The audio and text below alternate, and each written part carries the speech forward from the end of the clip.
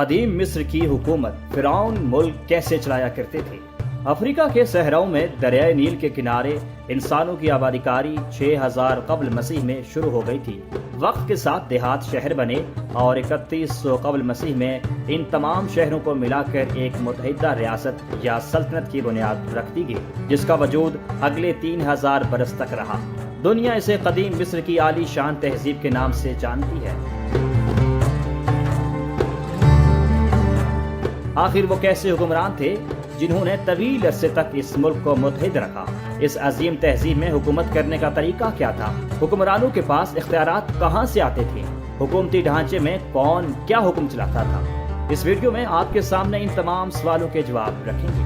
دوستو، چینل کو سبسکرائب کر دیں اور گھنٹی کا نشان بھی دبا دیں تاکہ آپ تک ہمارے دلچسپ اور حقائق سے بھرپور ویڈیوز بر وقت پہنچتی رہیں۔ ناظرین، ورلڈ ہسٹری انسائکلوپیڈیا پر شائع ہونے والے ایک آرٹیکل کے مطابق قدیم مصر میں مرکزی حکومت کا قیام 3150 قبل مسیح میں اس وقت عمل میں آیا تھا جب اس وقت کے ایک بادشاہ نامرد نے تمام شہری حکومتوں کو متحد کر کے ایک ملک کی بنیاد رکھی تھی۔ اس سے قبل بھی اس منقسم قدیم معاشرے میں حکومتیں کسی نہ کسی شکل میں قائم تھی، لیکن تاریخ دانوں کے مطابق اس سے متعلق زیادہ معلومات دستیاب نہیں۔ 3150 قبل مسیح میں ایک ملک کے قیام کے ساتھ ایک مرکزی حکومت بھی قائم ہو گئی۔ یہ حکومت معمولی تبدیلیوں کے ساتھ 30 قبل مسیح تک 3000 برس چلتی رہی۔ اس حکومت کے اعلیٰ ترین درجہ پر فائز شخص کو ابتدا میں بادشاہ یا کنگ کہا جاتا تھا۔ بعد میں ان حکمرانوں کے لیے فرعون کا لقب استعمال کیا جانے لگا۔ فرعون کو اس معاشرے میں سپریم لیڈر سمجھا جاتا تھا۔ وہ نہ صرف حکومت بلکہ مذہب کا بھی سپریم لیڈر ہوتا تھا اور معاشرے کا طاقتور ترین شخص ہوتا تھا۔ اس سلطنت کے شہری فرعون کو زمین پر دیوتا یا گاڈ کی طاقت سمجھتے تھے۔ ان کا ماننا تھا کہ ان کے فرعون دیوتاؤں اور انسانوں کے مابین ثالث تھے۔ یوں فرعون دیوتا سے منسلک حکمران کی حیثیت سے حکومت چلاتے تھے۔ فرعون جن اختیارات کا استعمال کرتا تھا اور جو ذمہ داریاں نبھاتا تھا، ان میں سے چند اہم آپ کے سامنے رکھتے ہیں۔ قدیم مصری تاریخ کی کھوج لگانے والے ریسرچرز کے مطابق فرعون قانون سازی خود کرتا تھا۔ وہ تمام قوانین کا سرچشمہ تھا۔ اس کے الفاظ کو بھی قانون سمجھا جاتا تھا۔ وہ اپنے بنائے گئے قوانین پر عمل درآمد کو یقینی بناتا تھا۔ فرعون دیگر ممالک کے ساتھ تعلقات قائم رکھنے کا ذمہ دار تھا۔ اس مقصد کے لیے دیگر ممالک کو سفیر بھیجے جاتے تھے اور مصر میں آنے والے غیر ملکی معززین کی میزبانی کی جاتی تھی۔ وہ ملک میں نظم و ضبط قائم رکھتا تھا۔ تمام زمینوں کی ملکیت فرعون کے پاس تھی۔ فرعون کو شہریوں سے ٹیکسز اکٹھا کرنے کا اختیار بھی تھا۔ اپنی زمینوں میں نظام انصاف قائم کرنا اس کی ذمہ داری تھی۔ مصر کے دفاع کی ذمہ داری فرعون کے پاس تھی۔ وہ مندروں اور اہرام کی تعمیر کا کام خود دیکھتا تھا۔ زراعت کے لیے نہروں کے نیٹ ورک اور آبپاشی کے نظام کو دیکھ بھال بھی کرتا تھا۔ جو حکام ٹھیک ذمہ داریاں سر انجام دیتے، فرعون انہیں انعام سے نوازتا تھا اور ترقی بھی دیتا تھا۔ ملک کی معیشت کی ترقی کا ذمہ دار تھا۔ دیگر ممالک کے ساتھ تجارت کا ذمہ دار بھی تھا۔ دور دراز ممالک سے درآمد شدہ اشیاء کی باحفاظت آمد کو یقینی بناتا تھا۔ فرعون اپنے عوام کی معاشی اور روحانی بھلائی کا ذمہ دار ہوتا تھا۔ مصر کی زراعت اور معیشت کے لیے انتہائی اہم دریائے نیل کو آلودگی سے بچانے کی ذمہ داری ادا کرتا تھا۔ مصر کا آبپاشی کا نظام جہاں زمینوں کو سیراب کرتا تھا، وہیں اس نظام کو نہروں کی مدد سے مصر کے مختلف علاقوں کے مابین تجارت کی جاتی تھی۔ فرعون یہ سب امور دیکھتا تھا۔ فرعون عوام کو سیلابوں اور خشک سالی سے بچاؤ کا انتظام کرتا تھا۔ عوام کا یہ بھی ماننا تھا کہ دیوتاؤں سے قربت کی وجہ سے فرعون دریائے نیل کے سیلابوں کو کنٹرول کر سکتا تھا۔ اب سوال یہ ہے کہ کیا قدیم مصر میں یہ تمام ذمہ داریاں فرعون تنہا سر انجام دیتا تھا؟ بالکل نہیں۔ یہ ذمہ داریاں سر انجام دینے اور امور سلطنت چلانے کے لیے فرعون کی حکومت میں وزیر، سرکاری حکام، کاتبین، علاقائی گورنر، قصبہ جات کے میئرز اور پولیس فورس شامل تھی۔ یہ ایک بھرپور سرکاری مشینری تھی جو فرعون کے قوانین کے تابع قدیم مصر میں ذمہ داریاں سر انجام دیتی تھی۔ فرعون اپنے محل میں بیٹھ کر کوئی اعلان کرتا، قانون جاری کرتا یا کسی عمارت کی تعمیر کے منصوبے کی منظوری دیتا تھا تو اس کے ان الفاظ کو عملی جامہ پہنانے اور ان پر عمل درآمد کو یقینی بنانے کے لیے افسر شاہی حرکت میں آتی تھی۔ فرعون کے ماتحت حکومت میں بنیادی رہنما وزیر کہلاتا تھا۔ قدیم مصر میں فرعون کا وزیر ملک کا چیف منتظم یا نگہبان ہوتا تھا۔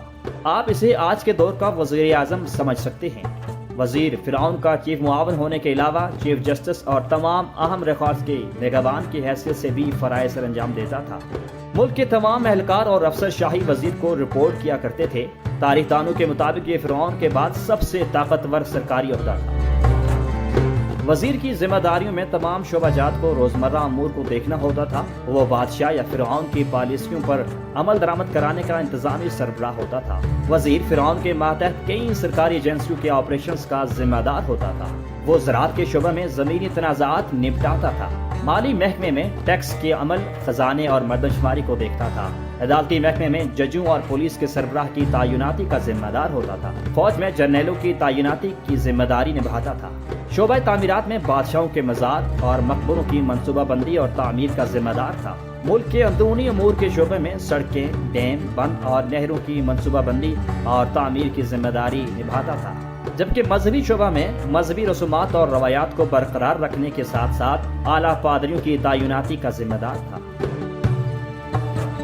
قدیم مصر کی تاریخ کا مطالعہ کرنے والے ایک محقق مارگریٹ بنسن کے مطابق فرعون کا وزیر تمام ملک کے علاقائی تنازعات کی سماعت کرتا تھا، مویشیوں اور جانوروں کی تعداد کا ریکارڈ رکھتا تھا، ذخائر اور خوراک کی سپلائی کو کنٹرول کرتا تھا، سندوں کی نگرانی کا کام کرتا تھا اور تمام بندوں کی مرمت کا فریضہ سر انجام دیتا تھا۔ سال میں 2 بار مردم شماری کا عمل بھی وزیر کے دائرے اختیار میں آتا تھا۔ وہ بارشوں کا ریکارڈ رکھتا تھا، سیلاب کے دوران دریائے نیل کے پانی کی تبدیل ہوتی سطح کا ریکارڈ رکھتا تھا۔ قدیم مصر میں تمام حکومتی دستاویزات کی مستند ہونے کے لیے ان پر وزیر کی مہر کا ہونا ضروری ہوتا تھا۔ حکومت کے ٹیکس ریکارڈ، سٹور ہاؤس کی رسیدیں، فصلوں کی تخمینہ جات اور زراعت سے متعلق دیگر ضروری اعداد و شمار وزیر کے دفتر میں رکھے جاتے تھے۔ مورخین کے مطابق ان تمام ذمہ داریوں کو نبھانے کا اہل ہونے کے لیے فرعون کے وزیر کو انتہائی تعلیم یافتہ اور تمام شعبہ جات کے امور سے واقف ہونا ضروری ہوتا تھا۔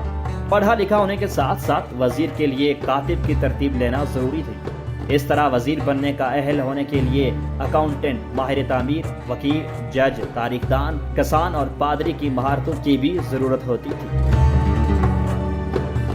فرعون کی جانب سے امور سلطنت چلانے کے لیے وزیر کا انتخاب عموماً اپنے رشتہ داروں کو اور قابل اعتماد قریبی افراد میں سے کیا جاتا تھا۔ تاہم کہا جاتا ہے کہ ایک عام انسان بھی اپنے بلبوتے کی بنیاد پر اس عہدے تک پہنچنے میں کامیاب ہو گیا تھا۔ اس اہم فرد کا نام امہوٹپ تھا۔ تاریخ دانوں کے مطابق امہوٹپ قدیم مصر کا سب سے مشہور وزیر تھا۔ وہ ایک بہترین ماہر تعمیرات، طبیب، متقی انسان اور نجومی تھا۔ وہ رشتہ داری کی بنیاد پر نہیں بلکہ میرٹ پر فرعون کا وزیر بننے میں کامیاب ہوا تھا۔ بعد میں امہوٹپ کی بے مثال کامیابیوں کی بدولت انہیں معاشرے میں دیوتا کی حیثیت مل گئی تھی۔ قدیم مصر اور یونان میں انہیں ادویات کے دیوتا کی حیثیت سے پوجا جاتا تھا۔